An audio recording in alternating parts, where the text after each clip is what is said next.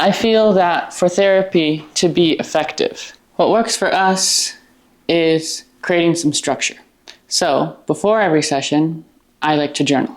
How to make therapy work for you. My method is based around journaling. I'm dyslexic, so the word order is a little off here, but that's okay. So before each session, journal as follows. There'll be 2 sections. First, we have big things. They're not big because they're more important, they're big because they take more time. The first one is overarching goals, things that make you a better human being. For example, getting rid of people-pleasing tendencies and replacing them with assertive boundaries. A more current one would be gaining a secure attachment. Okay, let's go to column 2, which is going to be little things, updates. They're not little because they're smaller or less important. They're little because they take less time. First one would be weekly habits, which for me is basically using therapy to stay accountable on things I want to work on. But for me, the constant one has been making these videos, and a past one was applying to jobs and eventually getting a job. Another one would be relationship updates, whether it's friends or family. Just checking in on that really helps. A lot of times your relationships with other people reveal your own stuff, so that's important. However, we should note that if there is a change, a boundary is crossed in a big way, if there's a fight with a friend or family member, if I'm in a creative rut, then these can go back, and they can really go back and forth depending on how you're doing. Ideally though, kind of like the price of gold or a stock market, even though there's ups and downs, there's a upward trend towards, being a better version of yourself. Anyway, the next section is what I call growth report, which is how something that you've worked and grown through now becomes a little thing that just requires a little update. This one, boundaries, connects to stopping being a people pleaser. So it's cool to see how this goes back to that. So now we enter the second part, which is applying this structure to the actual session. And I should be clear, when I journal, it's just stream of consciousness handwriting. I don't do it all like this in columns or on a screen. Anyway, so we're going to divide this into one 15-minute chunk, a 30-minute chunk, and a 15-minute chunk. The first 15 minutes is going over the second column, so updating habits, relationship stuff, unless, of course, one of those things became a big deal, as we mentioned with the arrows, then it would go into the next section. This also includes growth reports. The next section, 30 minutes, this is where we process, develop, therapist gives us advice. This is the part where we get a little uncomfortable and have to look at ourselves in a way we maybe didn't look before, but that's how we grow. For example, I'm working on secure attachment, which is kind of tricky when you're not in a relationship, so what I've been working on is loving myself, because a lot of that insecurity comes from insecurity with myself. The last 15 minutes are a recap of everything, any recommendations your therapist gave you, any stuff to work on for next week. It's a renewing or a reiteration of your goals, overarching, your weekly habits, everything. It's just to really make sure the stuff you're working on and processing sticks in your mind. Then afterwards, I like to journal, and it's really just a couple of sentences reiterating the main points from that summary. So it's really, really in there. And then the whole cycle starts again. Anyway, that's how I make therapy work for me. I want to share a little bit more about why therapy matters to me, but I will leave a link below. If you sign up for my newsletter, I'll give you a copy of my chart. Anyway, let's get on with the video. So this way, I'm not doing what I used to do, which was spend the whole session just monologuing. And sometimes it's helpful. If you had a really stressful week, sometimes you just need to offload. A therapist can do that for you.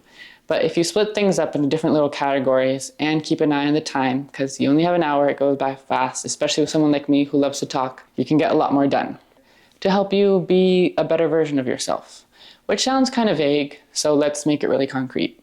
A better version of Maya means knowing how to set boundaries with friends and family, and even acquaintances and strangers. A better version of Maya is being creative and making art. A better version of Maya is working and having financial independence. So those are some ways therapy has actually helped me. And that is how I make therapy work for me. Why is therapy actually beneficial besides everything I've talked about? Why don't I just check in with myself and journal with myself and keep myself accountable? For one, I'm not the best at keeping myself accountable, and having someone else there really helps. For me, therapy is a barometer, checking the storm of my emotions. Once a week, I get to talk to a really great person, and overall, by the end of it, I'll have a feeling for how I'm doing that week, and I'll really check in. And I'll have someone else there offering her input and experience. Oftentimes when you're working on mental health stuff, you're in your head, and then if you're processing feelings, it's just a lot of head stuff, or feelings and heart, but the point is that it's a lot of you in yourself, thinking about yourself. So having someone else can help you have an overall idea of how it went that week and can help you get out of yourself and be more objective. For example, I tend to be pretty negative and only see when I mess up. So last session, for example, my therapist helped me realize how much I've grown and how great it is. And she told me she was proud of me. And that was really helpful, especially since I didn't grow up in a household that had a lot of positive reinforcement. So it's beautiful to heal those childhood wounds. Again, everything's connected to everything. So my therapist is a barometer for how I'm feeling, an exterior perspective that helps me get out of my own muddled self. And obviously she brings expertise and will give me guidance. Oftentimes it is just asking the right questions because I know the answers inside. I just sometimes ignore them for no good reason. For example, making this video was a bit of a struggle. The sun's almost setting. I called my brother and he motivated me. Whereas in the past, I would have just not done anything and maybe not made a video for another month and then felt terrible about it. But now I'm here making it. But again, through therapy, I figured out what works for me. Sometimes I just need to talk to my brother and get a little motivation. Hi, Gobble.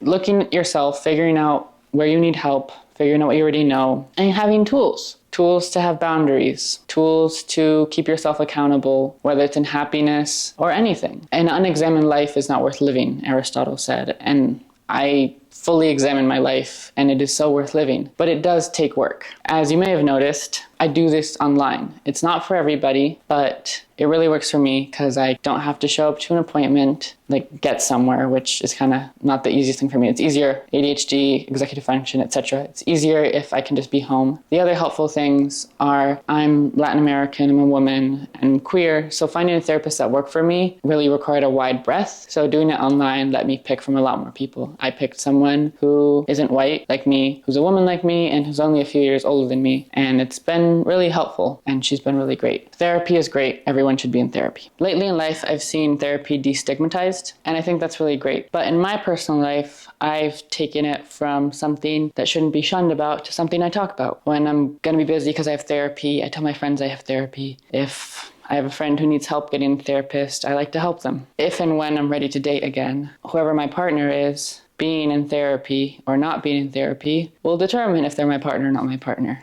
I think it's easy to say it's good to work on yourself, but it's another thing to actually work on yourself and not just document or have sessions where you talk about your issues reoccurring, but actually seeing real growth and making progress. It's a lot of work. So in my friendships and in relationships, I wish everyone was in therapy. If you're in therapy, green flag. It's sexy. You're working on yourself.